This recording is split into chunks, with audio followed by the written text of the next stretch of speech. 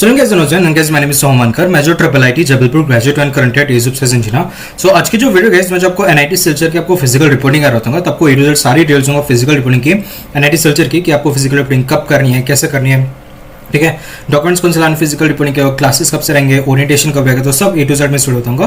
तो please guys video जो पूरा एंड तक के देखिए, ठीक है। सो सबसे पहले कांग्रेट्स, आपको जो एनआईटी सिलचर मिल चुकी है फॉर XYZ बेंचेस, एंड आप जो प्रोफेसर अरूप कुमार गोस्वामी को कांटेक्ट कर सकते हो फॉर एडमिशन रिलेटेड क्वेरीज, ठीक है। इनकी ईमेल आईडी और यहाँ पे फोन नंबर मेंशन है। तो एक कन्वीनियंट टाइम 10 बजे से 5 बजे के बीच में करना, ऐसा नहीं कि आप जो उनको रात में परेशान करो, एंड कुछ जेन्युइन डाउट है एडमिशन रिलेटेड तो आप पूछ सकते हो, ठीक है। सो ये जो गाइस ये हमारी ऑफिशियल वेबसाइट है एनआईटी सिलचर की, तो इसी के थ्रू जो आपको सारा एडमिशन प्रोसीजर आप समझा रहा हूँ, ठीक है। सो बीटेक एडमिशन का हम देखते हैं, ठीक है। सो यहाँ पे जो है सबसे पहले यहाँ पे कुछ नोटिफिकेशन दे रखे हैं।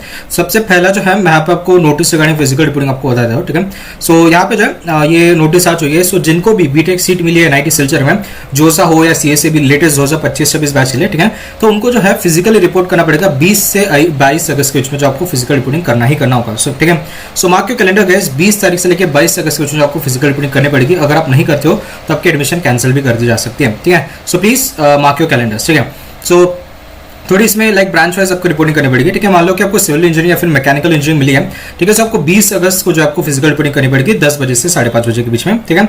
अगर आपको इलेक्ट्रिकल इंजीनियरिंग या फिर ईसी इंजीनियरिंग मिले तो आपको जो 21 अगस्त को जो है आपको फिजिकल रिपोर्टिंग करनी पड़ेगी 10 बजे से 5:30 बजे के बीच में। एंड अगर आपको इलेक्ट्रॉनिक्स एंड इंस्ट्रूमेंटेशन इंजीनियरिंग या फिर कंप्यूटर साइंस इंजीनियरिंग मिले तो आपको 22 अगस्त 10 से 5:30 के बीच आपको फिजिकल रिपोर्टिंग करनी पड़ेगी, ठीक है।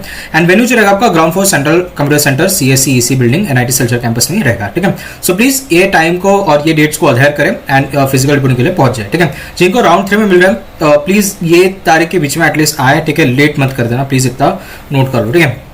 Then candidates belonging to PWD category irrespective of the department allotted RAM should physically report on 22nd अगस्त, ठीक है। सो PWD कैटेगरी है तो वो जो है अपने डिपार्टमेंट वाइज अलॉट कर सकते हो, एंड बेसिकली 22 अगस्त को जो आपको करनी पड़ेगी फिजिकल रिपोर्टिंग, ठीक है। एंड ये जो आपकी वेबसाइट है इस पर आप प्लीज बने रहें, ठीक है। सो यहाँ पे जो है ये बस एक लाइक हमारा नोटिस था कि आपको जो फिजिकल रिपोर्टिंग कब करनी है, ठीक है। ये तो मैंने आपको समझा दिया। अभी प्रोसीजर क्या रहेगा वो सब मैं आपको समझा देता हूँ, ठीक है। सो अगर हम ये वाला डॉक्यूमेंट पढ़ते हैं गाइस, ठीक है। सो ये वाला डॉक्यूमेंट है जिसमें मैं like notice regarding document submission, ठीक है। इसमें अगर मैं क्लिक करता हूँ, ठीक है। सो यहाँ पे जो बहुत सारे डिटेल्स दे रखे। सो डॉक्यूमेंट्स कौन से लाने फिजिकल रिपोर्टिंग, ठीक है। जिनको भी बीटेक मिल चुकी है जोसा सीएसई में, ठीक है, आपको जो ये सारे डॉक्यूमेंट्स आपको ओरिजिनल लाना है। उसके अलावा इसके जो है लाइक 2-3 जेरोक्स कॉपी आप ला लो, जेरोक्स कॉपी या फोटो कॉपी जो भी आप बोलते हो, ठीक है। 1-2 तो ये रख लेंगे, उसके अलावा जो आपका स्कॉलरशिप्स लोन इधर उधर लगी जाती है वो 4 साल में कहीं ना कहीं, ठीक है। सो प्लीज आप जो है जेरोक्स ऑलरेडी ला ले, ठीक है, वहाँ पे भटकता मत बैठो, ठीक है। सो अभी देखो मार्कशीट और ग्रेड शीट आपको लगेगी क्लास 10 और 12 की, ठीक है। सो सिंपल है, क्लास 10 12 की आपको मार्कशीट और पासिंग सर्ट रहेगा, ठीक है। अगर आपके पास एडमिट कार्ड है तो वो भी आप ला लो ऑन द सेफर साइड, ठीक है।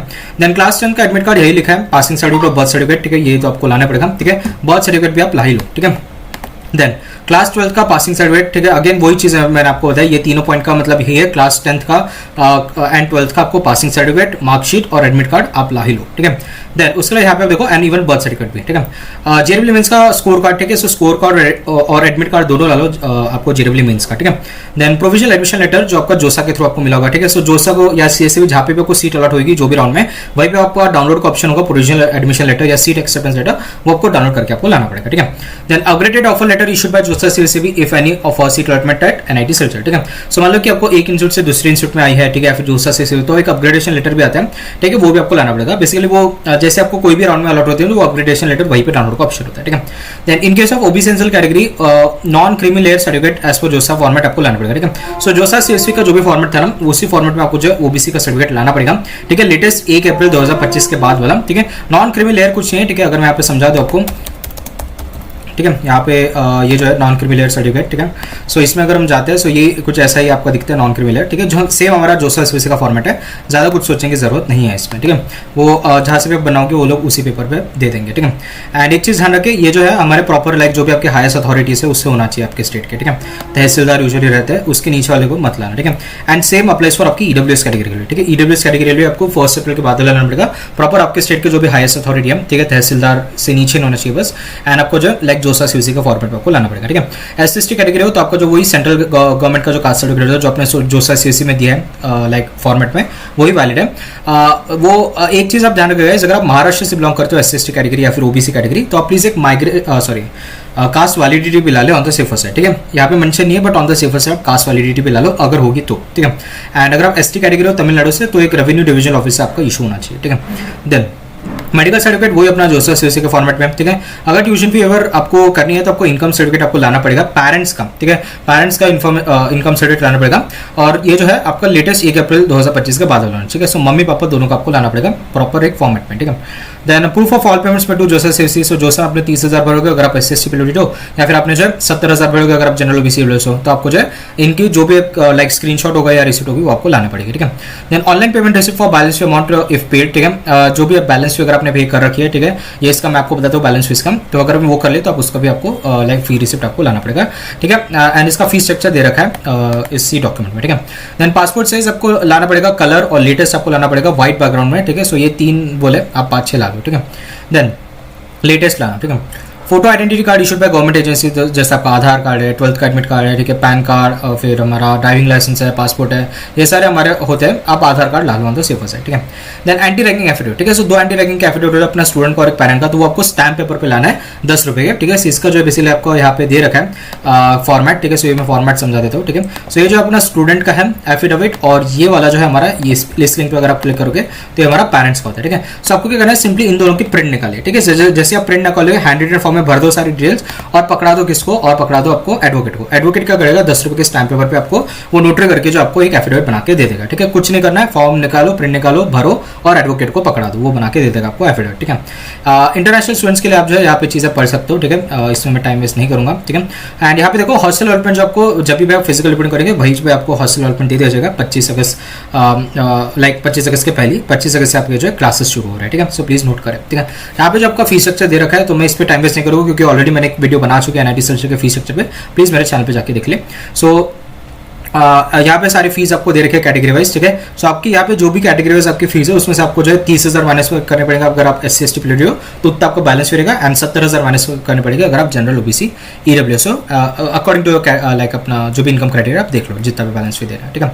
सो यहाँ पे देखो पेएबल अमाउंट ये BHM कॉन्ट्रीब्यूशन और मेस एडवांस भी आपको देना पड़ेगा जो कि 24,000 रहेगा, या भी आपको एडमिशन करके देना है, ठीक है, with addition of this fees जो मैंने आपको ऊपर दिखाया, ठीक है। So any amount already paid to JOSA in this regard towards admission is to be deducted from part 1 only. The balance amount is to be paid in case there is no balance fee, no payment for part 1 is required, ठीक है। So balance fee of course कहीं ना कहीं रहेगी आपकी, ठीक है। So आपको जो लाइक एड सब्ट्रैक्ट करके देखना पड़ेगा। यहाँ पे कोई इन्फॉर्मेशन अगर दे रखी है तो मैं समझा दूंगा, बट अगर यहाँ पे कोई बैलेंस फी की एग्जैक्ट इन्फॉर्मेशन नहीं दे रखी है so actually I can't help in that much, ठीक है। सो यहाँ पे आप देखो to claim tuition fee waiver category certificate और एनुअल फैमिली इनकम सर्टिफिकेट जो आपको लगेगा 2024-25 लेटेस्ट वाला 1 अप्रैल के बाद वाला, ठीक है। तो प्लीज वो लाना पड़ेगा तो ही आपको फी और मिलेगा, ठीक है। Payable amount in part 1 and part 2 are to be paid separately, ठीक है। सो ये जो हमारा पार्ट 1 होता है, ठीक है, और ये जो हमारा पार्ट 2 होता है, ठीक है। आप सिंपली लाइक ऐड सब्ट्रैक्ट करके आप बेसिकली बैलेंस फी निकाल सकते हो, ऐसा कुछ दिक्कत नहीं है, ठीक है। सो ठीक है, देखो 2 तरीके अभी पेमेंट करेंगे, ठीक है। सो DD in favour of director, ठीक है, NIT सिल्चर और payable eight Silchar through online payment SB portal, ठीक है। SB पोर्टल के जो आपको जो भरना है, ठीक है, या फिर सेकंड जो है आप जो है as per notification by office of dean student, ठीक है।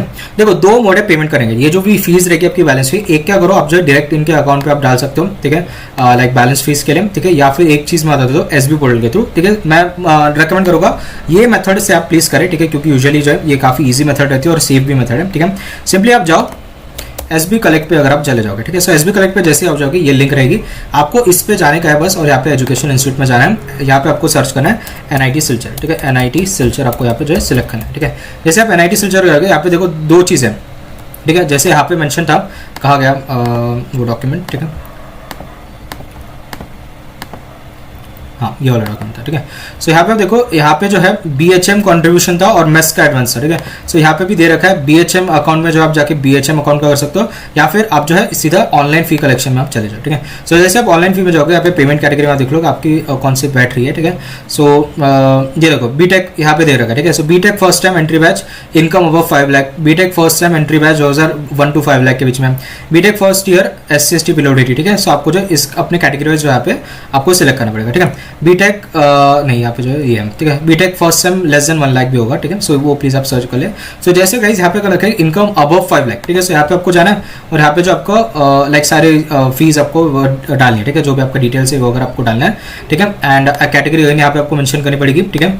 और फी पेबल, ठीक है। सो फी पेबल आप सिंपली क्या कर सकते हो, ठीक है, अभी यहाँ पे सिंस मेंशन नहीं है कोई भी डॉक्यूमेंट में, क्या और कोई है डॉक्यूमेंट रिगार्डिंग इसमें दे रखा है क्या, इसमें बैलेंस फी जो आपकी मेंशन नहीं है ना, ये वाले डॉक्यूमेंट में भी।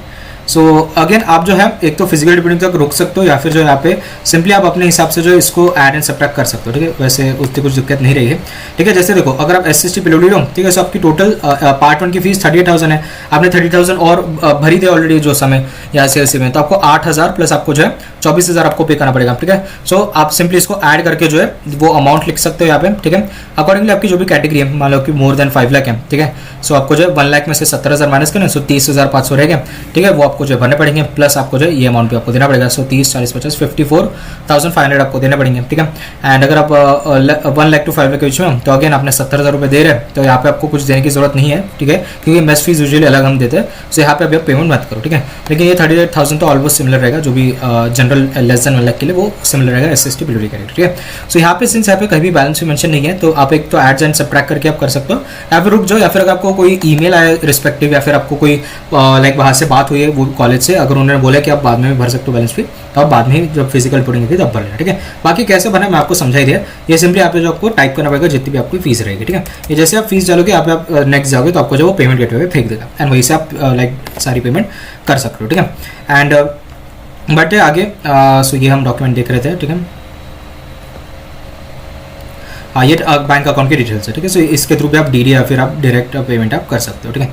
सो उसके अलावा जो है यहाँ पे कहीं भी जो बैलेंस फी का मेंशन नहीं है, ठीक है। सो मैं यहाँ पे आपको कुछ बता नहीं सकता, हो सकता है आपको ईमेल वगैरह कुछ आ गया हो, कुछ भी इन्फॉर्मेशन है तो प्लीज़ गाइस आप कमेंट सेक्शन में डाल दो ताकि बाकी बच्चों को भी पता चल जाए, ठीक है। सो मैंने आपको जो है फीस स्ट्रक्चर बता दिया, ये फर्स्ट डॉक्यूमेंट भी समझा दिया, सेकंड डॉक्यूमेंट भी समझा दिया। थर्ड में एक CSAB का ये है, ठीक है। This is to inform that all CSAB 2025 candidates can that their physical reporting at NIT has been extended during 25 August and 26 August. इसका मतलब क्या है, CSAB चाहे कोई भी हो, राउंड 1, राउंड 2, राउंड 3, आप जो है NIT सिलचर पे आप लाइक जा सकते हो रिपोर्टिंग के लिए 25 और 26 अगस्त के बीच में, मतलब डेट एक्सटेंड हो चुकी है, ठीक है। ओनली CSAB वालों को, जोसा वालों को जो है, जोसा वालों को इसी डेट पे आपको आना पड़ेगा, ठीक है। ओनली CSAB जो है 25 या 26 तारीख को आ सकते हैं, ठीक है। सो इसके अलावा तो गाइस और मुझे कुछ नहीं दिखे, ठीक है। अगर हम होम टैब पे भी जाके अगर हम कुछ एडमिशन नोटिस अगर हम देखेंगे, सो यहाँ पे भी जो है कुछ नहीं दे रखा है, ठीक है।